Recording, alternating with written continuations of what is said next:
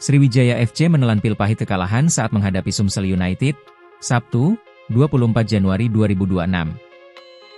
Hal ini menambah rekor buruk Sriwijaya FC yang terseok-seok di Liga 2 Pegadaian musim ini. Kekalahan ini makin pahit lantaran mereka dibantai oleh saudaranya sendiri, Sumsel United, dengan skor 5-0. Puncaknya, ribuan supporter yang kadung kecewa turun ke lapangan saat pertandingan berlangsung. Mereka juga menyanyikan lagu, Kita Pacak, yang selama ini menjadi lagu antem Sriwijaya FC. Tak hanya itu, aksi pelemparan botol juga terjadi saat laga tersebut. Namun, Ketua Panpel Laga Sriwijaya FC versus Sumsel United, Faisal Mursid, mengaku mengambil langkah persuasif dan humanis untuk meredam kekecewaan tersebut. Ia mengatakan bahwa pihaknya memahami kekecewaan supporter tersebut, sehingga tak mungkin melakukan tindakan persuasif dan humanis. Beruntung, aksi tersebut tidak menelan korban jiwa dan perangkat pertandingan juga pulang dengan aman. Kekalahan ini menambah rekor buruk Sriwijaya FC yang belum pernah menang, 2 imbang dan 15 kali tumbang.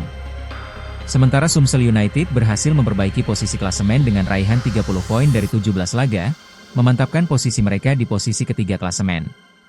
Faisal Mursid yang juga sekretaris PT Sriwijaya Optimis Mandiri, SOM, selaku manajemen pengelola Sriwijaya FC, meminta maaf atas hal tersebut. Ia mengaku, posisi tersebut memang sangat sulit bagi tim berjuluk Laskar Wong Kito ini.